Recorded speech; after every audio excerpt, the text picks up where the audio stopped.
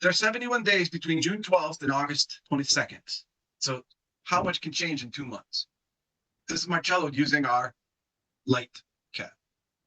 With the increasing prevalence of ASD within both the general population and the Hispanic community, culturally sensitive, informal, and formal social support interventions are necessary to promote the physical and psychological well-being of parents raising children with ASD. So we all want to express that we are supporting this Hispanic, Central, and South American community, Spanish-speaking, with information and treatments to promote physical and psychological well-being, both the child and the parent.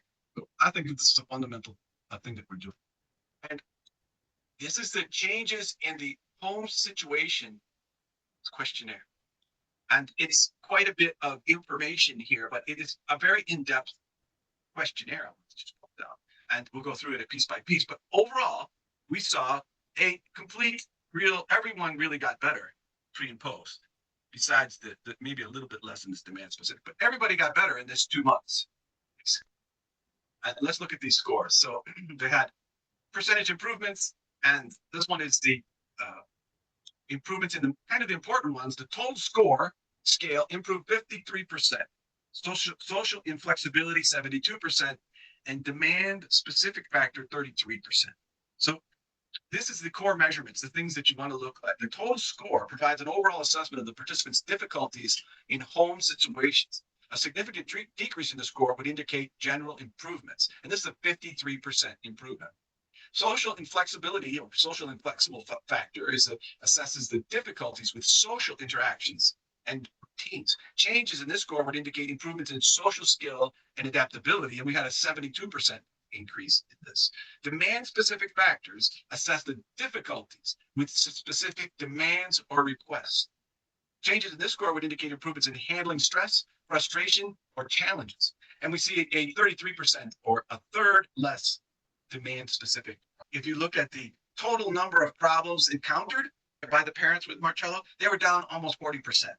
The severity was down 50% less severe, all of the problems that he could have. And the mean item subscale score, meaning basically how much better did he do overall, 80%. So the mean severity score provides an average severity rating of the problem. And the mean item subscale score provides an average score for each subscale. Changes in the specific subscales could indicate targeted improvements in a particular area. An average severity rating of the problems, mean severity score. It helps focus on what areas you need to improve, right? So for example, if the primary goal is to improve social skills, the total scale score, which we have in the other one there, might be important if working with young children, and changes in the demand-specific factors might be particularly relevant as young children often struggle with following routines or adapting to new situations or being given a command. So kind of helps you put together your situations. The social inflexible factor shows the degree to which a child with autism exhibits rigid and or inflexible behaviors in social situations.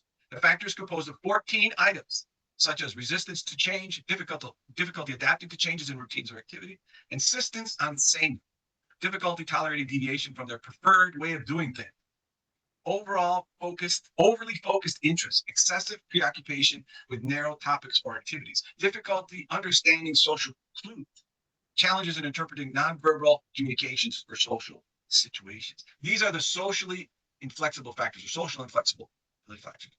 And this went up by 72%. I can see that would be great.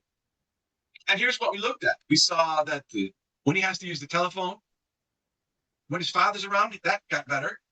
When there was people at the house, that was the same. When he has to change his activities from one to the other, that really improved. And when he has to change his daily routine, that really improved. And when he had to date an appointment or something, that went away also. So a significant improvement in socially inflexible or improvement in social flexibility, we can say.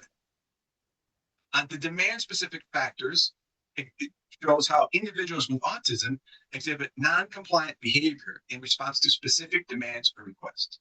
This looks at the reactions to situations like transition, changing activities or routine, requests being asked to do something, unexpected changes in the environment or the schedule. A higher score indicates more frequent uncompliant behavior. And this went down by 33%. That's really nice, I think. And Same thing. They sort of kind of went down. Everybody went down, but these stayed the same. These stayed the same. But look at this. Preparing for school is the highest stress that we have. But with all the other stresses going down, maybe we can focus on the steps needed, more energy into preparing for school so that we can have some routine and some takeoff, so it's not a bumpy, landing or takeoff, if you will. So you can see the areas that got better when he's bathing is about the same. When he has to use the bathroom got much better. When he has to, brush his teeth is okay. But we can focus on these things. The total number of problem setting score of this questionnaire is the frequency of behavioral challenges a child with autism exhibits in the home. This score is derived by counting the number of situations where the child displays problematic behavior such as noncompliance, aggression, or tantrums. The higher score indicates more frequent occurrence of these behaviors, while a lower score suggests fewer challenges. And this went down by 36%, which is pretty good. So everything did well. The mean severity score is right here. Mean severity score. It's going to be important as we move forward here. So the mean item subscale score is the average level of behavioral difficulties, the average level by individual autism. This score is derived from the questions that assess how often and to what extent individuals with ASD exhibit challenging behavior like noncompliance, aggression, self-injury, property damage, inappropriate social behavior.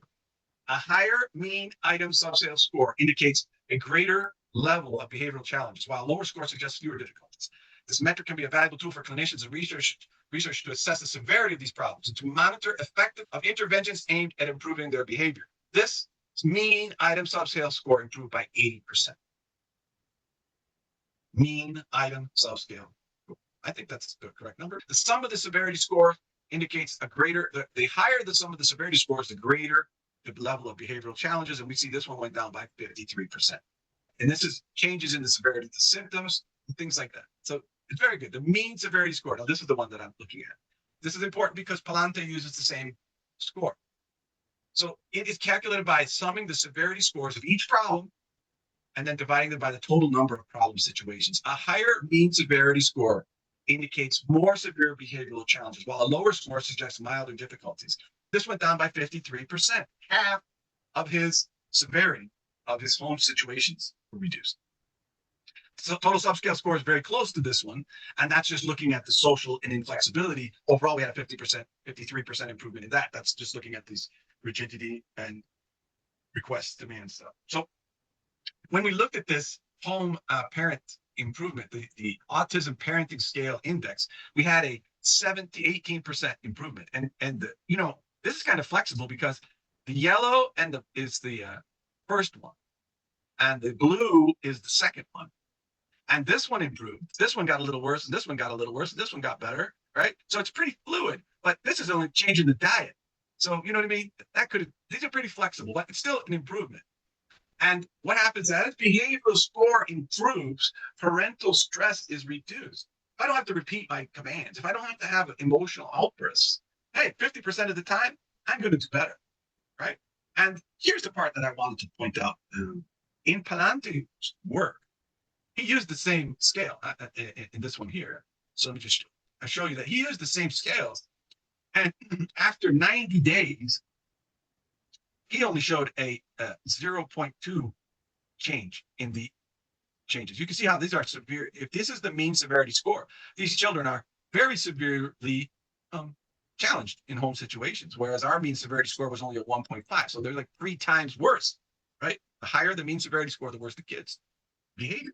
But after 180 days, how many months is that? 6 months? He only saw a 8% improvement in these home questionnaire mean severity score, kind of how things are going. Whereas us, in 70 days, 71 days basically, we were able to show a 53% change. Less time, more change. I just wanted to show you that he used the same type of questionnaires here, the HSQHD.